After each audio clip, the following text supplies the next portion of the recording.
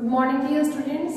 Now today we are going to start exercise 14.3. तो 14.3 में हमने क्या करना है, 14.2 में हमने डाटा को टेबुलर फॉर्म में रिप्रेजेंट किया था, 14.3 में हमें डाटा को ग्राफिकल फॉर्म में रिप्रेजेंट करना है। तो 3 टाइप की ग्राफिकल रिप्रेजेंटेशन होती है डाटा को रिप्रेजेंट करने के लिए। तो फर्स्ट टाइप है बार ग्राफ, इसके बाद हम करेंगे हिस्टोग्राम, थर्ड टाइप आएगा फ्रीक्वेंसी पॉलीगन कर्व। तो ये फर्स्ट क्वेश्चन है एक्सरसाइज 14.3 का। इसमें जो डाटा है वो हमें बार ग्राफ की फॉर्म में रिप्रेजेंट करना है। तो जो डाटा है उसको एक बार रीड करते हैं। A survey conducted by an organisation for the cause of illness and death among the women between the ages 15 to 44 years worldwide, find the following and found the following figures। देखो question की statement में साफ साफ लिखा हुआ है कि एक सर्वे किया एक ऑर्गेनाइजेशन ने। वो सर्वे किसके रिगार्डिंग था, 15 से 44 की एज के बीच में कितनी वुमेन्स ऐसी हैं जिनकी डेथ इन रीजन की वजह से होती है। तो ये वर्ल्ड वाइड सर्वे किया गया और उस सर्वे के बाद ये रिकॉर्ड किया गया डाटा कि जो रिप्रोडक्टिव हेल्थ कंडीशंस इसकी वजह से कितनी फीमेल की डेथ होती है 31.8%। ये हमें परसेंटेज में गिवन है। ऐसे ही सेकंड न्यूरोसाइकेट्रिक कंडीशंस की वजह से 25.4, इंजरीज की वजह से 12.4, कार्डियोवैस्कुलर कंडीशंस मींस जो हार्ट से रिलेटेड कोई भी डिसीज होती है 4.3%, रेस्पिरेटरी सांस से रिलेटेड ब्रीथिंग से रिलेटेड जो भी प्रॉब्लम है उसकी वजह से 4.1% की डेथ होती है। अदर कॉजेज में कोई भी कॉज आ सकता है 22%। अब इस डाटा को हमें बार ग्राफ की फॉर्म में रिप्रेजेंट करना है। तो एक चीज आपको ध्यान रखनी है, यहाँ पे मेरे पास ग्राफ अवेलेबल नहीं है तो मैं यहाँ पे आपको बताऊंगी। आपको ये ग्राफ पेपर के ऊपर पेंसिल और स्केल से ड्रॉ करना है। तो बार ग्राफ में हम क्या करते हैं, जो ये हमारे पास कंडीशंस है जो वर्डिंग्स में लिखा हुआ है वो हम लिखते हैं एक्स एक्सिस पे, और जो ये है फीमेल फर्टिलिटी रेट जो हमें वैल्यूज गिवन है वो हम रिप्रेजेंट करते हैं वाई एक्सिस पे। और जब भी हम बार ग्राफ बनाते हैं बीच में हम गैप लेते हैं एक बॉक्स का। आपका जो ग्राफ होता है ना, आप ध्यान से देखोगे उसमें बॉक्सेस बने होते हैं छोटे छोटे। तो एक लाइन यहाँ पे होगी बॉक्स की, एक लाइन यहाँ पे, नेक्स्ट लाइन, फिर नेक्स्ट लाइन। तो सबसे पहला ग्राफ मैं यहाँ पे बनाऊंगी, फिर यहाँ पे, फिर यहाँ पे, मीन्स आपको बीच में एक गैप रखना है। तो यहाँ पे मैंने सभी कंडीशंस लिख दी, रिप्रोडक्टिव हेल्थ कंडीशंस, इसकी स्पेलिंग आप अपने बुक में से भी देख सकते हो अगर आपको यहाँ पे विजिबल ना हो तो। न्यूरोसाइकेट्रिक कंडीशन है, इंजरीज है, कार्डियोवैस्कुलर कंडीशन, मैंने यहाँ पे सारे कॉजेज ये वाले लिख लिए। इसके बाद जो ये लिखा है ये हमें वाई एक्सिस पे लिखना है। और आपको ये चीज हमेशा ध्यान रखनी है, एक्स हो या वाई एक्सिस हो, आपको हमेशा गैप इक्वल रखना होता है। अब यहाँ पे मैं देख रही हूँ सभी अलग अलग वैल्यूज है। सबसे बड़ी वैल्यू मैंने चेक कर ली, यहाँ पे है 31.8। तो मैं क्या करूंगी, यहाँ पे इस तरह से वैल्यू लिखूंगी कि मेरे पास 31.8 आ सके। अब आपको ये ध्यान रखना है ग्राफ में आप जो यहाँ पे लिखते हो या तो काउंटिंग में लिखते हो 1 2 3 4 5 6 7 8, या फिर आप 2 का टेबल लिख सकते हो, 3 का टेबल भी लिख सकते हो, 5 का, 10 का, 20 का, 100 का, वो डिपेंड करता है इन वैल्यूज पे। अब मैं यहाँ पे लिखती हूँ 31। अगर मैं यहाँ पे काउंटिंग लिखूँ 1 2 3 4 5 31, कहाँ तक लिखेंगे, हम नहीं लिख सकते, इतना हमारा ग्राफ भी नहीं होगा। तो हमें क्या करना है, एक सुटेबल गैप लेना है यहाँ पे। तो मैं क्या करूंगी, यहाँ पे 10 का गैप रखूंगी, 10 20 30 40 से अब वैसे आपकी वैल्यूज नहीं है तो आप यहीं तक ले सकते हो, आपको ज्यादा आगे तक लेने की जरूरत नहीं है। बस आपको ये इक्वल गैप रखना है, ये आपको ध्यान रखना है। अब सबसे पहले देखो जो ये कोज है इसके सामने परसेंटेज कितनी है 31.8। अब ये 31.8 आएगा कहाँ पे, यहाँ से मैंने स्टार्ट करना है बार ग्राफ। इस बॉक्स में मैं लिखूंगी रिप्रोडक्टिव हेल्थ कंडीशंस का। तो 31.8 देखो कहाँ पे आएगा, ये 30 है, ये 40 है, 30 के बाद 31 आएगा, फिर 32 आएगा। इसके बीच में ना ग्राफ पेपर पे 10 छोटी छोटी लाइंस होते हैं, उनको डिविजन्स बोलते हैं। तो 30 के बाद 31 आएगा, 31 के बाद 32 आएगा। तो 31.8 किसके बीच में आएगा, 31 और 32 वाली लाइन के बीच में, यानी कि अप्रोक्सीमेट यहाँ पर। तो ये जो बार ग्राफ है रिप्रोडक्टिव हेल्थ कंडीशन का यहाँ तक जाएगा ऐसे। और आपको इसको शेड भी करना है, बार ग्राफ को हम शेड करते हैं ऐसे, पेंसिल से आपको शेड करना है लाइट लाइट। इसके बाद न्यूरोसाइकेट्रिक कंडीशन 25.4 कहाँ पे आएगा, अब देखो 20 और 30 के बीच में होता है 25, तो 25 इसी के अप्रोक्स आएगा, बिल्कुल ज्यादा फर्क इसमें दिखेगा ही नहीं हमें क्योंकि डिवीजन बहुत पास पास होती है। तो ये आएगा 25.4 तक, ये हमारे पास आ गया सेकेंड ग्राफ। नेक्स्ट वैल्यू को हम चेक करते हैं। नेक्स्ट वैल्यू हमारे पास 12.4, तो 10, 11, 12, तो यहाँ आएगा अप्रोक्स। मैंने यहाँ तक ये बना दिया इंजरीज का।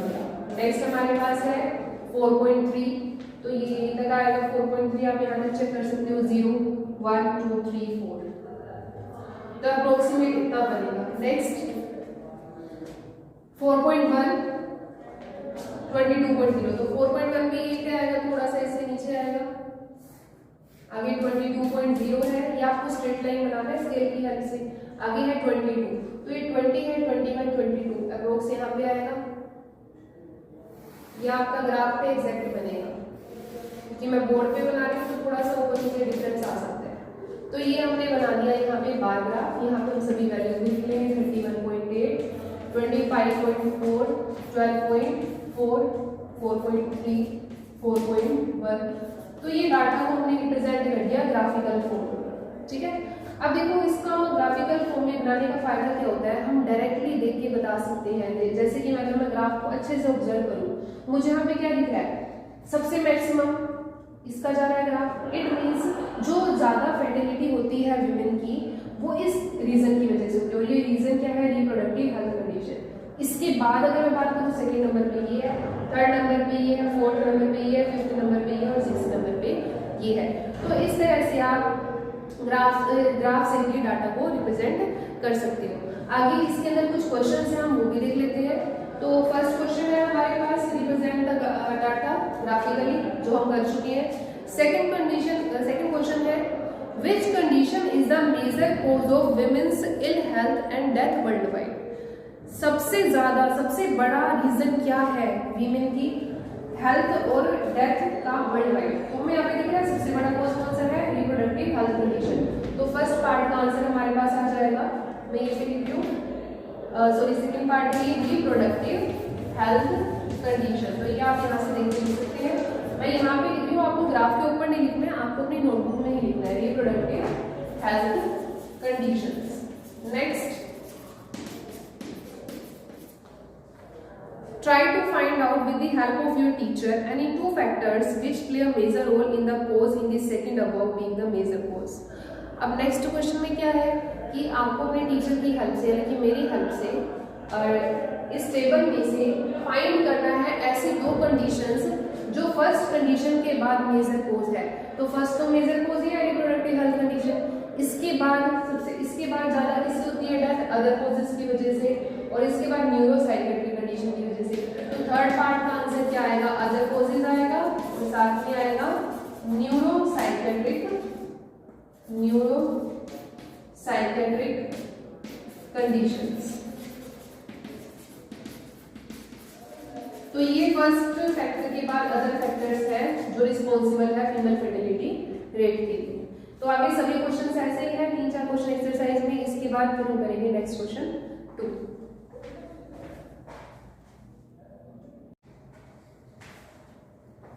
Now come to the second question. Second question में हमें टेबल गिवन है, फिर से हमें इसका एक बार ग्राफ ड्रॉ करना है। तो ये जो टेबल है इसमें हमें क्या गिवन है, सेक्शन। देखो ये भी एक सर्वे किया गया, सर्वे के बाद जो डाटा आया उसको हमने यहाँ पे लिख दिया। अब ये सर्वे किसके रिगार्डिंग था, जो डिफरेंट सेक्शंस है सोसाइटी के अंदर, उसमें ये काउंट किया गया कि पर्टिकुलर सेक्शन के अंदर नंबर ऑफ गर्ल्स कितनी है पर 1000 बॉयज। जैसे कि यहाँ पे एससी कैटेगरी होती है, एसटी कैटेगरी होती है, जनरल कैटेगरी होती है या बीसी कैटेगरी होती है। कैटेगरी वाइज यहाँ पे काउंट किया गया है नंबर ऑफ गर्ल्स को, और किस तरह से काउंट किया गया, पर 1000 बॉयज। मीन्स 1000 बॉयज पे कितनी गर्ल्स हैं, जैसे कि 1000 बॉयज है यहाँ पे तो गर्ल्स कितनी है 940। इस कैटेगरी में 1000 बॉयज है तो गर्ल्स कितनी है 970। ऐसी SC, ST, backward district, non backward district, rural और अर्बन, इसमें गर्ल्स को काउंट करके यहाँ पे लिखा गया है। अब इसको हमें बार ग्राफ की फॉर्म में रिप्रेजेंट करना है। तो ये सभी वैल्यूज कहाँ पर आएंगी, एक्स एक्सिस पर आएंगी। इसके बाद जो ये सभी वैल्यूज है ये कहाँ पर आएंगी, वाई एक्सिस पे। अब देखो ये सभी वैल्यूज 900 है और यहाँ पे मैंने आपको बोला है कि यहाँ पे हमें इक्वल गैप रखना है।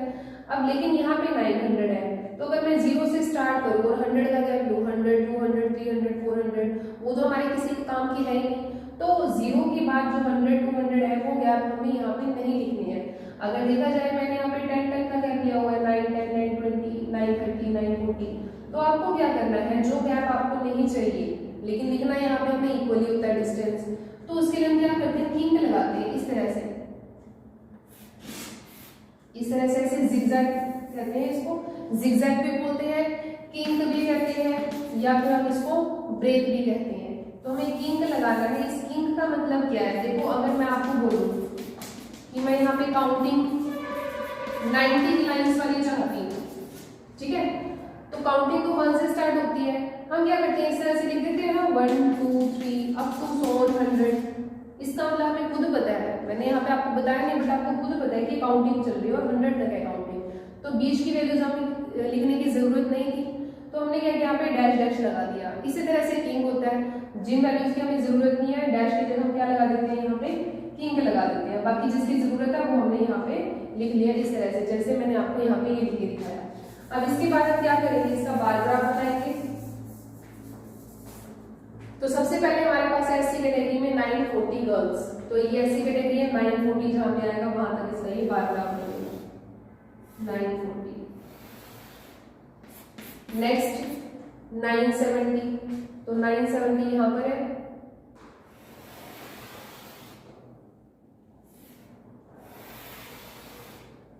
नेक्स्ट है 920, तो 920 नॉन एससी एसटी, यहाँ पे 920 है और ये यहाँ पे आएगा।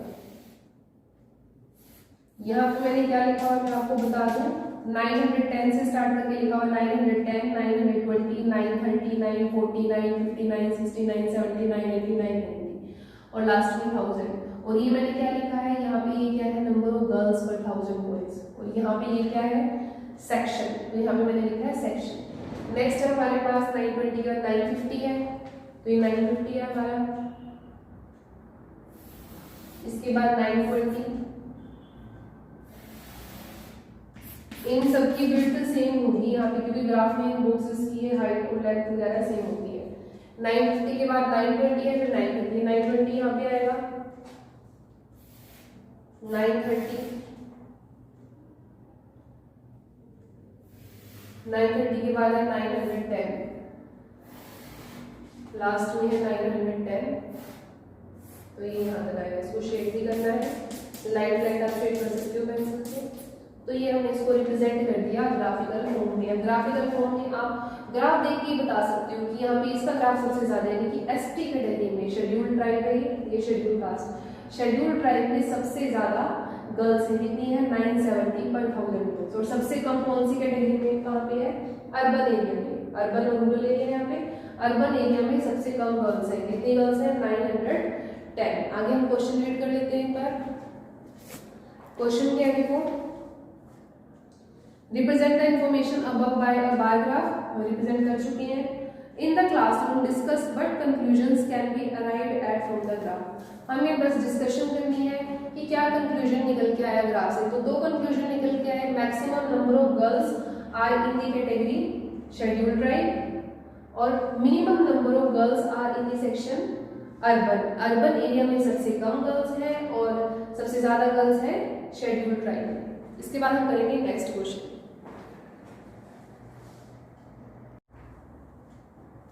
Now come to the third question. Third question में जो हमारे पास ये डाटा है ये किसके बारे में है, पॉलिटिकल पार्टीज। जैसे कि यहाँ पे 6 पॉलिटिकल पार्टीज है, ABCDE है। इन पॉलिटिकल पार्टीज को इलेक्शन में कितनी सीट्स मिली है, कितनी सीट्स इन्होंने जीती है इलेक्शन में।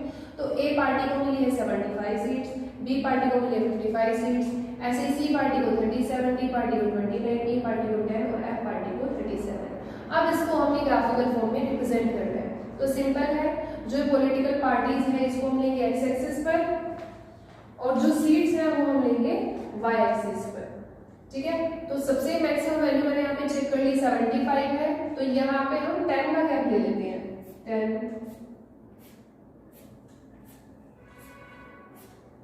तो मैंने यहाँ पे 10 का गैप लिया, 10, 20, 30, सॉरी 30, 40, 50, 60, 70, 80। अब जो ए पॉलिटिकल पार्टी है उसको कितनी सीट्स मिली है 75।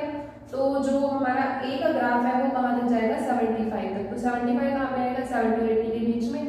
तो ये लाइन मैंने यहाँ पे ड्रॉ की 75। तो ए पॉलिटिकल पार्टी को 75 सीट्स मिली है। आगे 55 है, हम जल्दी से इसको ड्रॉ कर लेते हैं। 55, अब 55 के बाद है हमारे पास 37। 30 और 40 के बीच में जो 7th लाइन होगी वहां पे आएगा 37। 37 के बाद 29 आएगा। 20 और 30 के बीच में जो लाइंस होती है ना, 9 लाइंस पे आएगा, 9 वाली लाइन पे, तो ये आ गया 29। इसके बाद 10, देन 37, तो 37 आएगा 30-40 के बीच में, 37 यहाँ।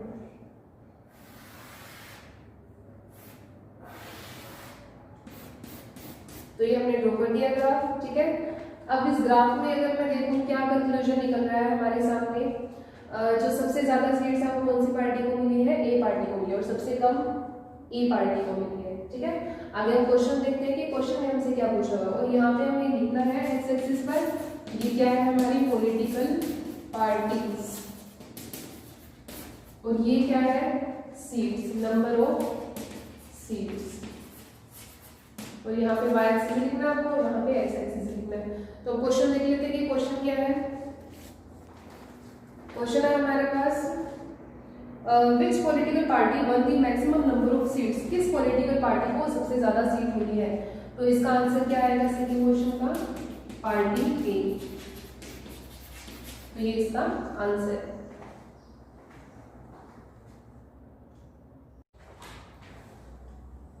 Now come to the next question. इस क्वेश्चन में जो डाटा है वो है लेंथ, किसकी length? Number of leaves, leaves की लेंथ, ठीक है। अब यहाँ पे देखो मैंने इसको अरेंज करके लिखा हुआ है, जो आपको क्वेश्चन में गिवन है वो ये क्लास इंटरवल गिवन है, और इसके सामने फ्रीक्वेंसी लिखी हुई है इस तरह से। तो आपको क्या करना है, जब भी आप ग्राफ ड्रॉ करते हो, सबसे पहली बात आपका जो ये क्लास इंटरवल है, ये क्लास इंटरवल है, ये हमेशा कंटिन्यूअस होना चाहिए। कंटिन्यूअस मींस जहां पे इसकी ये लोअर लिमिट होती है, ये अपर लिमिट होती है, जहां पे इसकी अपर लिमिट है वहीं से नेक्स्ट लोअर लिमिट स्टार्ट होनी चाहिए। लाइक यहाँ पे 126 है, तो नेक्स्ट भी 126 से ही स्टार्ट होना चाहिए, तभी कंटिन्यूटी बनेगी। अगर ऐसा नहीं है तो इसको हम कंटिन्यूअस बनाएंगे। तो कंटिन्यूअस बनाने के लिए आपको क्या करना है, आप देखो सभी में गैप आ रहा है, यहाँ पे 1 का गैप आ रहा है, 135 है, 136 आ रहा है, पर होना क्या चाहिए था? 135 से ही स्टार्ट होना चाहिए था। तो अब करेंगे क्या, हमने देखा 1 का गैप है, अब इस गैप का हम क्या करेंगे, इस 1 गैप को 2 पार्ट में डिवाइड करेंगे, 0.5 और लोअर लिमिट में कर देंगे माइनस, अपर लिमिट में कर देंगे प्लस। तो ये लोअर लिमिट है, ये अपर लिमिट है, ताकि कंटिन्यूअस बन जाए। अब देखो जब इसमें माइनस करेंगे और इसमें प्लस करेंगे तब ये कंटिन्यूअस बनेगा। तो यहाँ पे प्लस करना है, तो यहाँ पे 126.5, 135.5, 144.5 ये बनेगा। यहाँ पे माइनस करना है, देखो 118 है, 18 में से अगर मैं हाफ माइनस करूंगी 17.5 बनेगा, तो 118 में से मैंने हाफ को माइनस किया, क्या बनेगा? 117.5। 127 में से मैं हाफ को माइनस करूंगी, 27 में से हाफ माइनस करेंगे 26.5 आएगा ना, तो 126.5। और यहाँ पे क्या करना है? प्लस करेंगे तो 135.5, 144.5, 153.5 ऐसे करेंगे। अब इसके बाद यहाँ पे नंबर ऑफ लीव्स है। अब हमें क्या करना है, कंटिन्यूअस बनाने के बाद अब इसका हमें हिस्टोग्राम बनाना है, ठीक है। इस क्वेश्चन में हमें हिस्टोग्राम बनाना है, तो पहले मैं इसको रब कर देती हूँ। Now we will draw the histogram of this table। तो हिस्टोग्राम बनाने के लिए आपको क्या करना है, यहाँ पे क्या लिखना है आपको एक्स एक्सिस पे, ये लोअर लिमिट सारी लिखनी है ये वाली, और सबसे लास्ट में ये 180.5। तो मैंने ये सारी और ये 180.5 यहाँ पे लिख ली है। अब ये देखो फिर से 0 से स्टार्ट नहीं है, तो लेकिन यहाँ तो 0 होता है, तो यहाँ पे आप क्या करोगे? किंग लगाओगे। कैसे लगाते हैं किंग?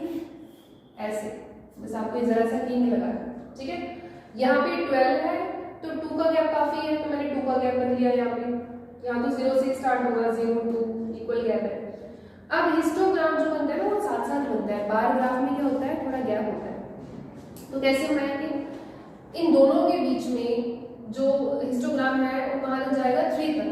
तो इन दोनों के बीच में जाएगा कहाँ तक, 3 तक। 3 कहाँ पे आएगा, 2 और 4 के बीच में, ऐसे। नेक्स्ट 5, 126.5, देखो यहाँ पे 126.5 ही है और यहाँ पे 135.5, यानी कि यहीं से स्टार्ट हो गई, ठीक है, और कहाँ तक जाएगा, 5 तक। तो 5 हमारा यहाँ पर है। सो ये बाय मिस्टेक कर दिया मैंने शेड, इसको शेड नहीं करना, हम हिस्टोग्राम को शेड नहीं करते हैं, यहाँ को शेड नहीं करते हैं। आगे 9,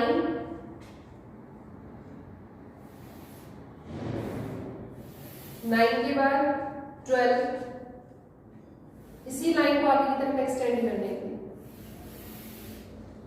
इसके बाद 5 यहाँ पे आएगा, तो यहीं से इसको स्टार्ट कर देंगे 5। नेक्स्ट सीधी लाइन लगानी है आपको स्केल से। नेक्स्ट 4 है, तो 4 यहाँ पे हमारा। नेक्स्ट 2 है, यहां से आएगा, ठीक है। तो ये हमने बना लिया इसका हिस्टोग्राम। आगे देखते हैं कि क्वेश्चन क्या पूछा हुआ है हमसे। क्वेश्चन देखते हैं। तो क्वेश्चन है, is there any suitable graphical representation for the same data? क्या कोई और रिप्रेजेंटेशन है इस डाटा को रिप्रेजेंट करने के लिए? यस, थर्ड टाइप की रिप्रेजेंटेशन है फ्रीक्वेंसी पॉलीगन कर्व, जो हम आगे करेंगे, ठीक है। तो जब टेबल के फॉर्म में होता है ना, जब यहाँ पे भी वैल्यूज हो, यहाँ पे भी वैल्यूज हो, क्लास इंटरवल हो यहाँ पे, तो दो तरह से हम ग्राफ बना सकते हैं, हिस्टोग्राम भी बना सकते हैं और फ्रीक्वेंसी पॉलीगन कर्व भी बना सकते हैं। जो फर्स्ट टाइप की बार ग्राफ वो नहीं बन सकता, क्योंकि उसमें इंटरवल नहीं होता बार ग्राफ में। इंटरवल किसमें होता है, हिस्टोग्राम में या फिर फ्रीक्वेंसी पॉलीगन कर्व में।